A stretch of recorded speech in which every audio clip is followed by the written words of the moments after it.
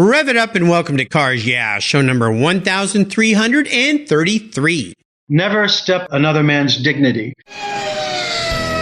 This is Cars Yeah, where you'll enjoy interviews with inspiring automotive enthusiasts.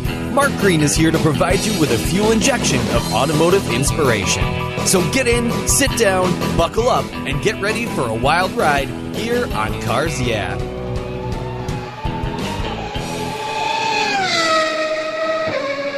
Hello, automotive enthusiasts. I'm revved up and so excited to introduce today's very special guest, calling in from New York City, David Rose. Hey, David, are you buckled up and ready for a fun ride? Well, just a minute. I have to get my gloves. Okay, absolutely. I'll wait for you, buddy. I promise to keep it between the guardrails today as well.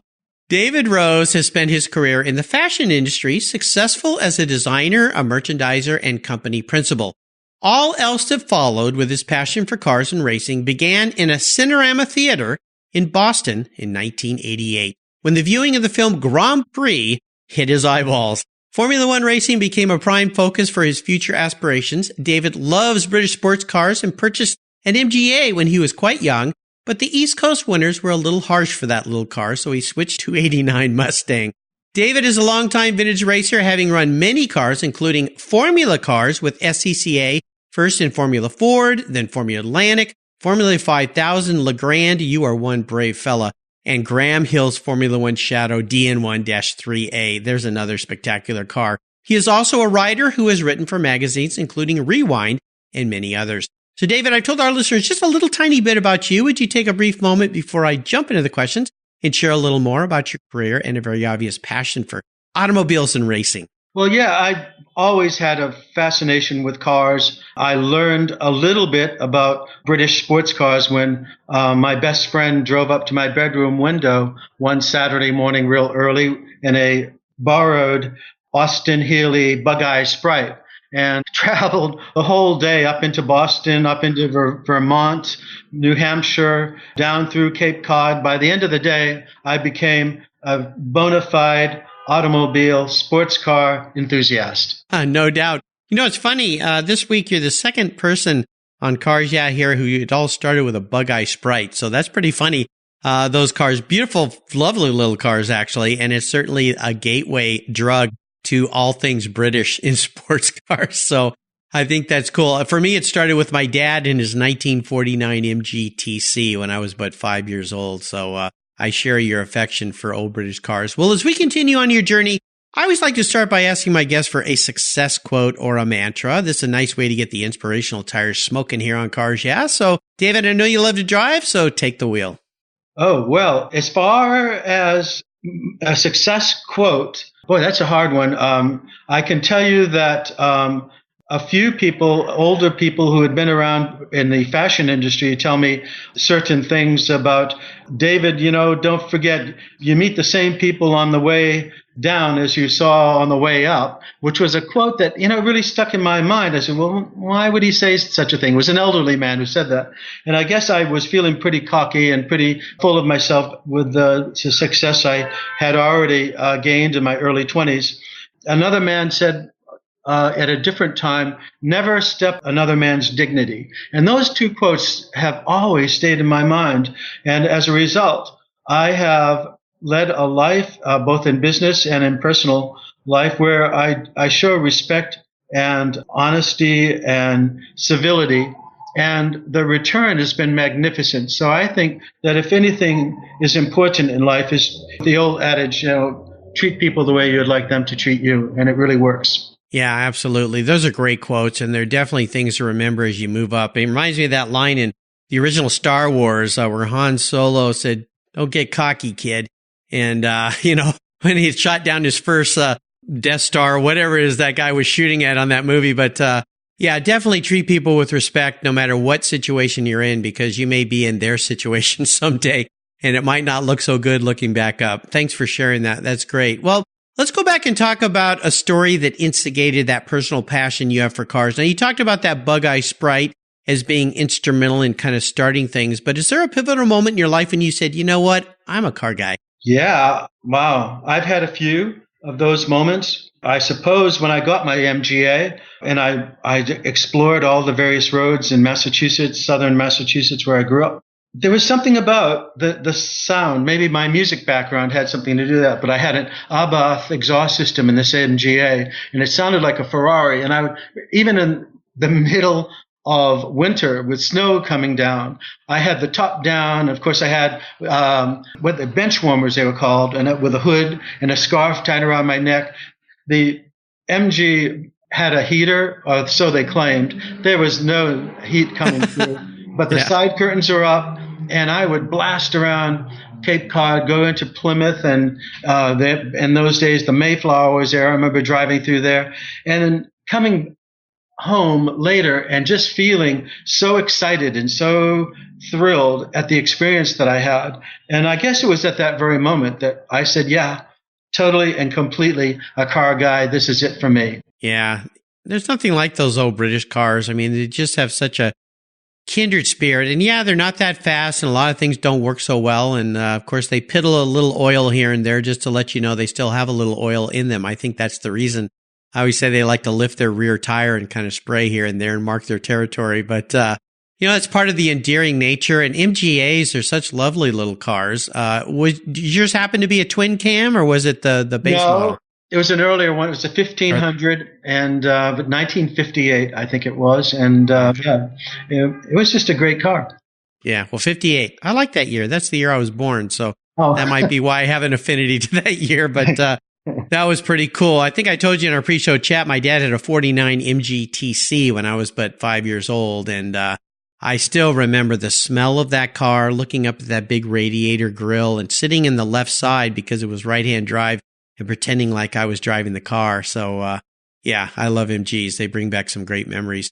Well, I want to talk about some of the roads you've driven down and talk about a big challenge or even a failure that you faced along the way. Could be in your career, could be in your life, could be in your racing. Doesn't really matter, but take us there and then tell us what you learned from that situation that helped you move forward in a positive way. The fashion industry was very good to me. It was not my initial choice of a career. My dad was a musician, trumpet player, and I remember asking him, really hounding him to teach me to play.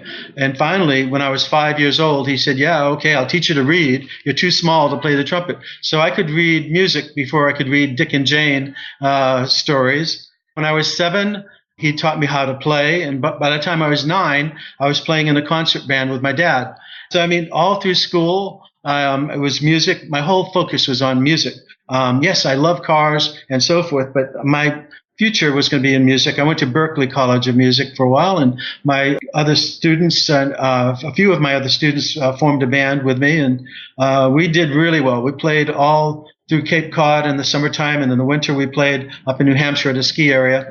One day, the drummer and the lead singer got into a fight, and the band broke up, and I recognized right then and there that, well, life is going to be a bit different than I thought. I don't want this to happen again. And what do? I love cars, but I had no idea what to do in a business for cars. So I decided that since I love clothing and fashion, that's the choice I made.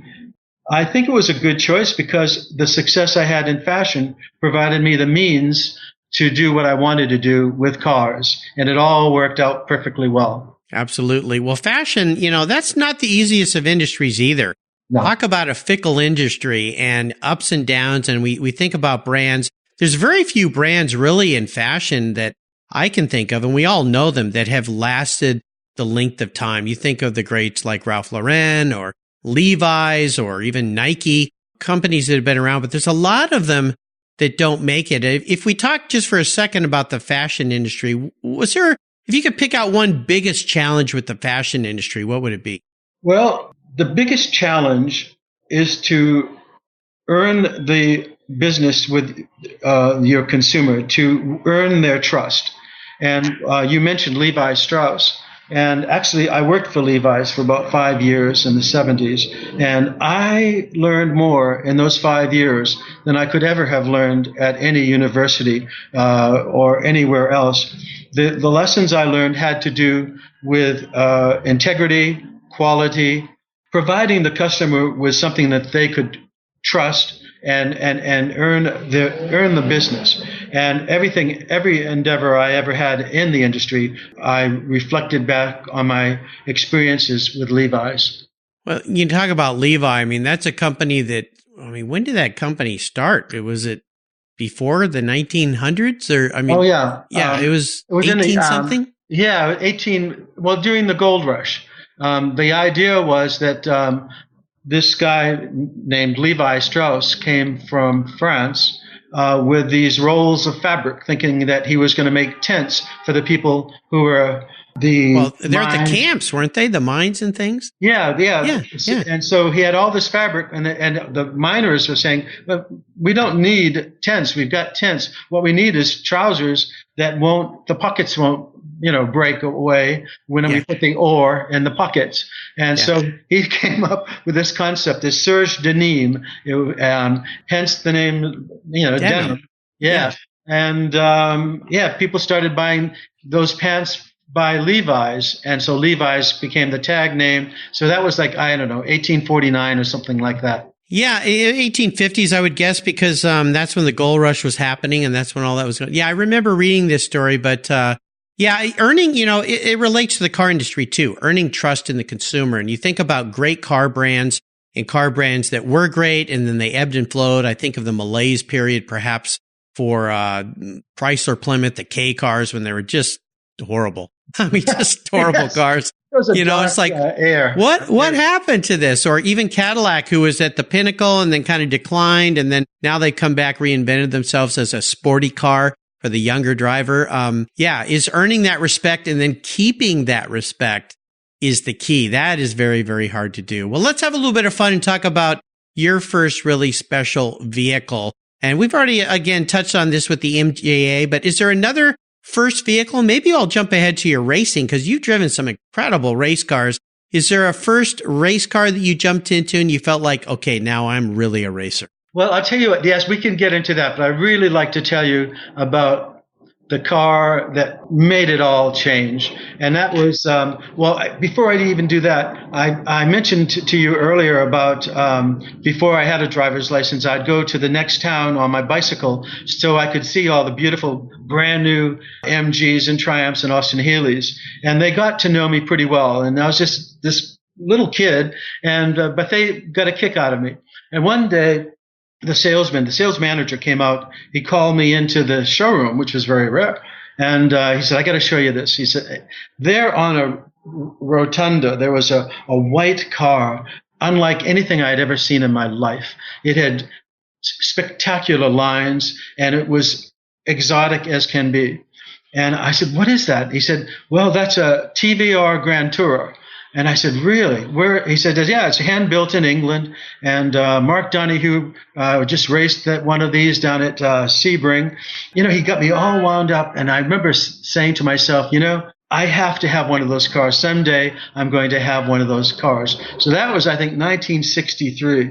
And 10 years later, I bought my TVR Vixen. It was a Vixen 2500M, which was kind of a hybrid. I think they only made 47 of these cars. They took the Vixen body, put it on a 2500M chassis, and it was spectacular. And so I drove that car all over.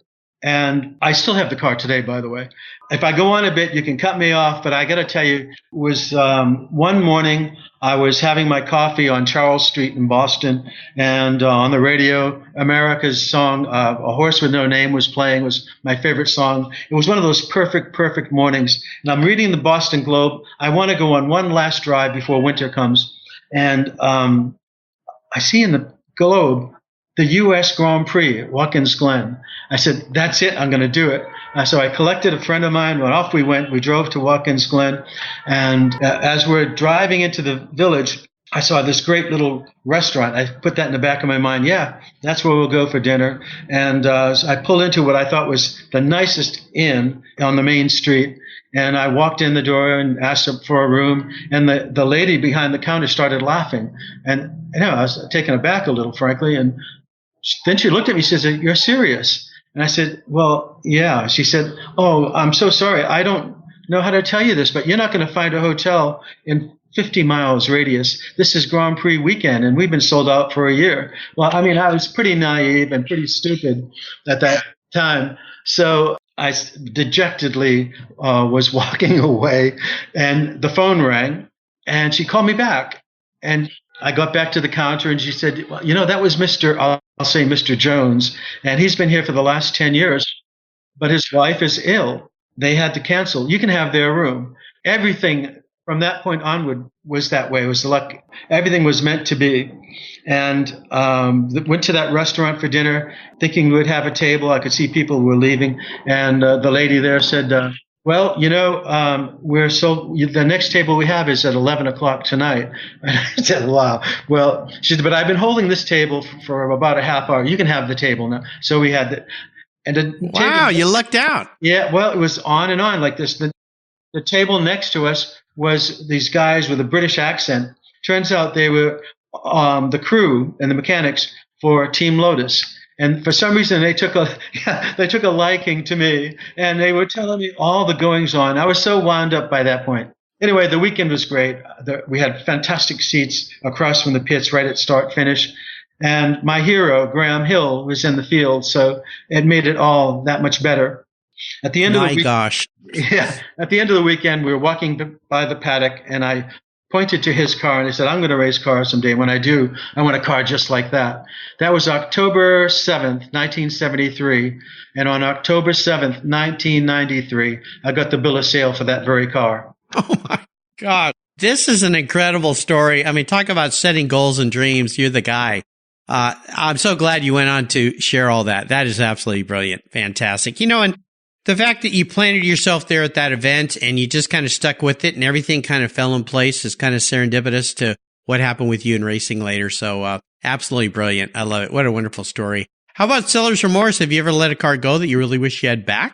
You know what? I gave up selling cars that I love. And the last car that I sold that I loved was that Mustang you mentioned. It was that beautiful British Racing Green convertible, 289, 4-speed. I had so much fun with that car, and I was really young when I had it. And your youthful memories are kind of like cherished memories. They're the ones that really are significant. So I had a lot of thoughts about why did I sell it? I wish I had it again. But that's really the only one. I've kept pretty much the cars that, like the Vixen, the TVR. I sold the MGA, but I have another MGA now that I bought about 10 years ago. It's also a 1958. 1500. Very cool. Very cool. Well, you're a wise guy, not a wise guy, but a wise man, I should say. Okay. I've been called worse. Yeah.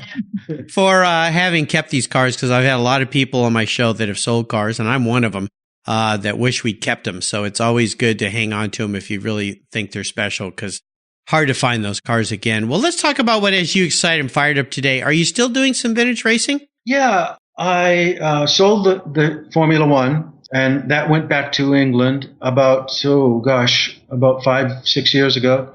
Mm-hmm. And I have a 911 that I race with a historic race group. And actually, I won the championship, the overall championship in 2015. Congratulations. Yeah, well, thanks. It's a good car. It's interesting how you have to learn to drive all over again with a car with windshield and doors. And yep. It's actually a lot of fun. I've had so much fun with that car now that I'm accustomed to driving an actual car on track. So yeah, I do that as often as I can. Yeah, that's very, very cool. I raced vintage cars for about 12 years. The first one I ran was a 1960 Lotus Formula Junior 18. So wow. Nothing as fast as some of the cars you've done, but it was a good starter car for me about learning and being in a real proper race car. Then I jumped into a 1967 Lola T290 sports racer. And you're right. And that car was a right-hand drive car. It had a monocoque, but there was room for another seat because of the regulations. But it took me a while to get used to that. Yeah. That I had this car not only to my left, but I had this wider, bigger car. Not to mention it was way faster. So it required a lot more skill and careful finesse in driving versus the momentum that the Lotus was. But I love those open wheel cars. There's just something special about those. Oh, yeah. The Ralt Formula Atlantic was just amazing. I mean, that car, that was a whole lot of fun. All the Formula cars are fun, but the ground effects on that car was something special. Absolutely. Now, in this point in your life, you're a retired guy, right, from the fashion industry? Is that right? Or are you still working in it? You know what? I don't use that word. I guess you could call it semi-retired. I'm actually working with a very well-known British artist, Simon Ward.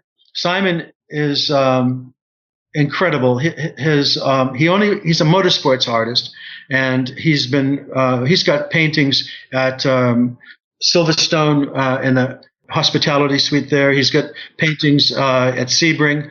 What I'm doing is, in addition to marketing his art, I'm using his art to embroider onto clothing. So yeah, like we have a denim shirt. It was one of the items. It's Peter Collins on one side embroidered, and then Sebastian Vettel on the other side embroidered in their Ferraris. And we're getting a lot of attention, and his art obviously is the catalyst. It's working out pretty good. We've got a website, www.circuitbyinroads.com, and the clothing and his art and various other things are available on that. Well, you're going to have to introduce me to Simon. I would love to have him be a guest on the show. I've interviewed hundreds of artists, hundreds of automotive artists, and I would love to have him on the show. I'll make sure to put a link to Circuit by Inroads on your website page here and the Cars Yeah website so that I can visit that and the listeners can visit that as well. I think that's really cool. And I like the way you said, I don't use that word, quote unquote, retired. Yeah, I think that's the wisest thing anyone can do when they so-called retire. Don't retire. Go do something you really love. Have some fun, because sitting around is a kiss of death, right? Oh, absolutely. And, I'm doing a few other things too. I've recently become an agent with F1 Experiences. So they book travel around the world at all the Formula One Grand Prix. And I'm now working with them. My initial business, my partner, Christine Stortron, and I formed a company called Inroads America. And we book travel to Monaco for the Grand Prix, or for the Goodwood Festival of Speed, of Goodwood Revival. And so that's evolved into my working with F1 Experiences, which they are incredible. If any of the listeners are interested in an extraordinary experience, one-of-a-kind experience, they can reach me on the website that I gave you, or look at F1 Experiences, their website. It's really quite remarkable. So I'm doing that. And also I formed a group with Whit Smith. It's called the NYC Exotic Car Touring Club.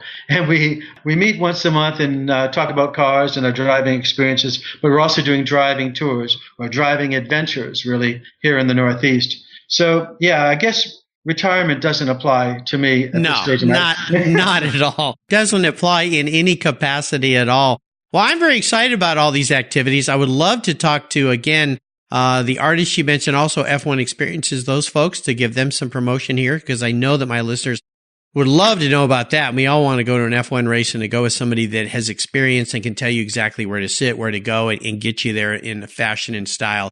Yep. Is the way to go. So very cool. Well, David, up next is the last lap.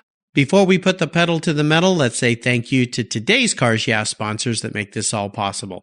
Everyone who knows me knows I'm really picky when it comes to my cars and keeping them looking new. I'm a huge fan of Covercraft floor mats. I've protected my vehicle with their products for decades. Want to keep your vehicle's interior looking new? It's easy with Covercraft floor mats. They will protect your vehicle's factory carpets from daily abuse, weather, pets, children, weekend adventures, and those everyday spills. It's a fast, easy, and stylish way to keep your vehicle looking new. Covercraft floor mats come in a wide variety of styles, materials, and configurations, all designed for maximum protection. In addition to Premier Plush and Berber custom floor mats, you'll also find cargo liners, canine cargo area liners, dash covers, and sunscreens. Enhance your vehicle's looks while protecting the factory finishes with easy-to-install and easy-to-clean floor mats. Covercraft is the right choice. Learn more today at covercraft.com and tell them Mark at Cars Yeah sent you.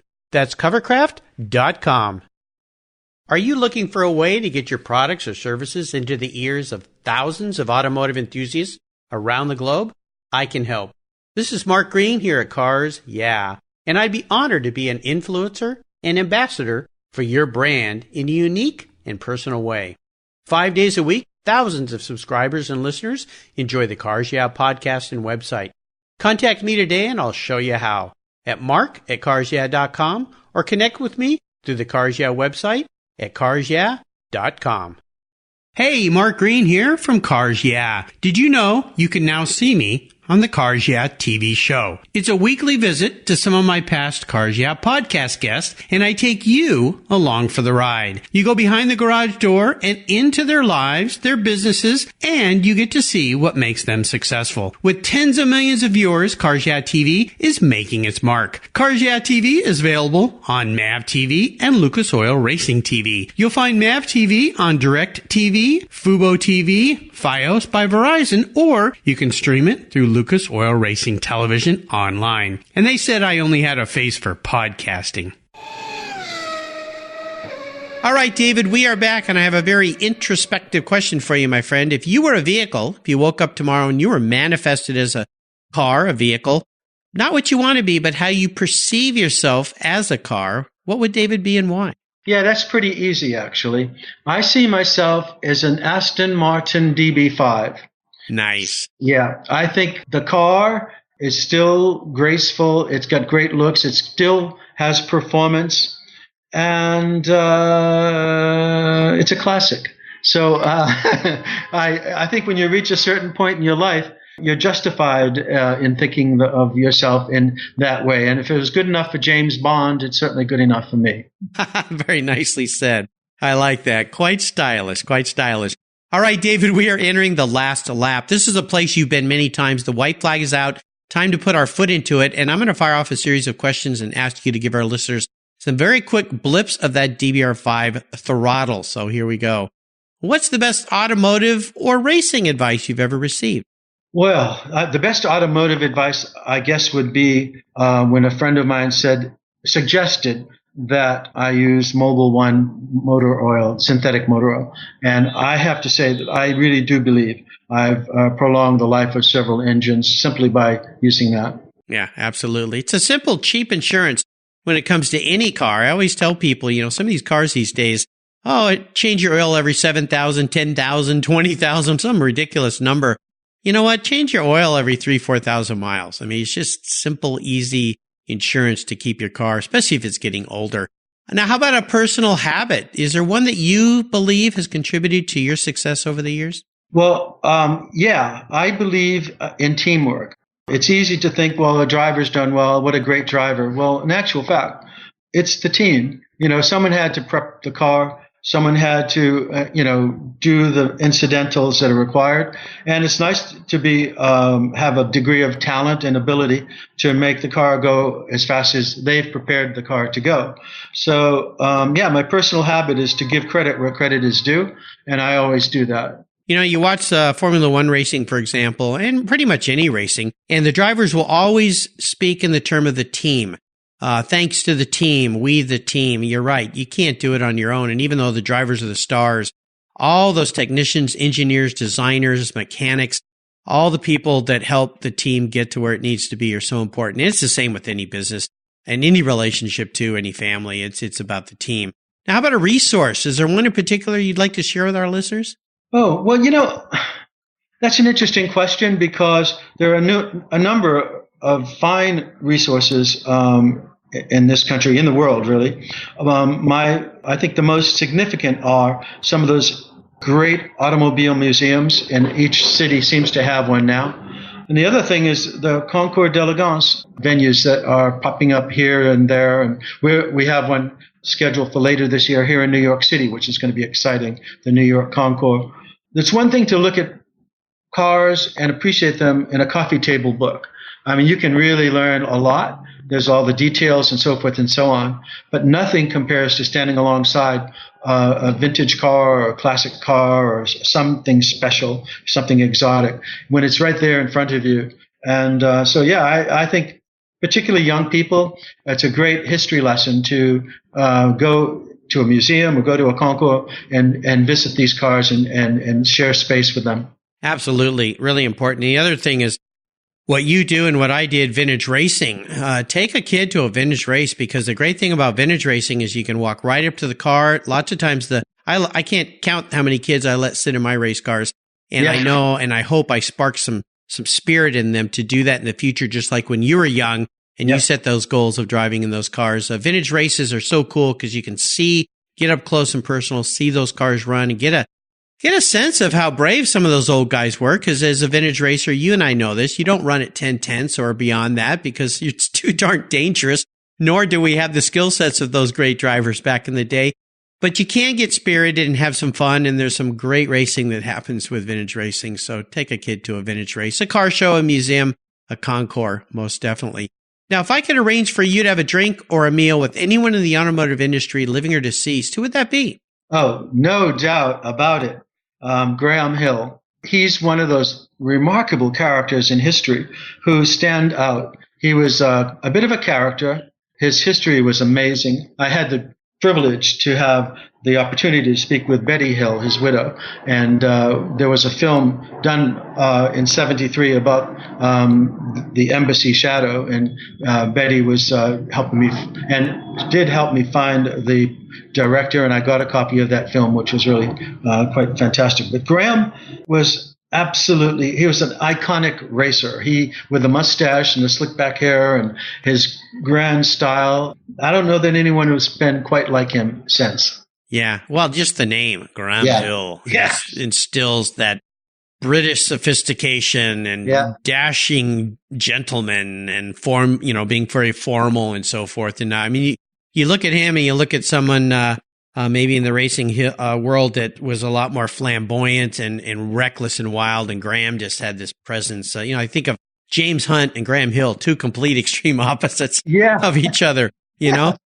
So what made the sport interesting for sure. Now, how about a book? Is there a book you'd like to share that you've read that you think our readers, our listeners should read, I should say? Yeah, there's so many great books out there, and every week there seems to be another one coming out. But the one that I enjoyed so much, had the good fortune to meet the author, was by Brooks Too Broad for Leaping, Denise McCluggage. And she was so incredible. She had so much to say, not just about racing, but life in general and being a woman and what was considered to be a man's sport. A remarkable human being. Yes, I had the great honor and privilege of having her as a guest on the show before we lost her. And I met her at Pebble Beach. I got invited to sit up in the judges' box as the cars rode over the podium. And she was sitting there, and I went and sat down next to her, and then guess who sat next to me? Jackie Stewart. So I'm sitting there between these two icons, like, what do I say to these people? I mean, it's just, like, how can you be just, hey, having a nice day? Come on. But I kept my composure. I didn't get too paparazzi-ish. I did get some pictures. But I did invite them both to be on the show. I've yet to get Jackie to commit, but Denise was very kind, and it did take some time. And when she finally came on the show, she disclosed to me, she goes, Mark, I know that I've been tough to get. You've been a politely persistent man, and I appreciate that, but I haven't been doing very well. And she said, I just don't think I'm going to be around much longer. And it just like a dagger through my heart. And that was all she said. She goes, I don't want to dwell on that. Let's have some fun and talk about my history here.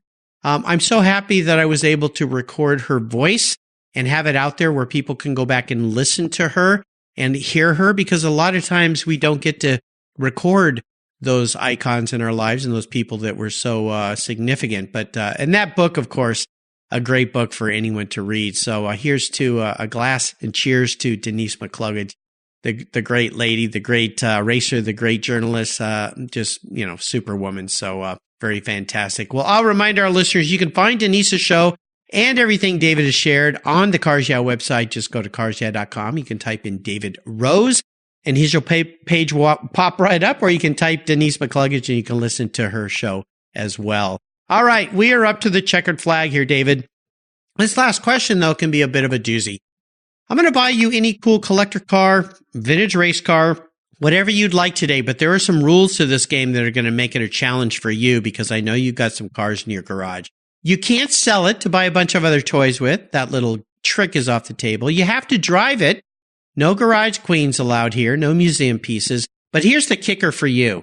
It's the only one collector car you can have.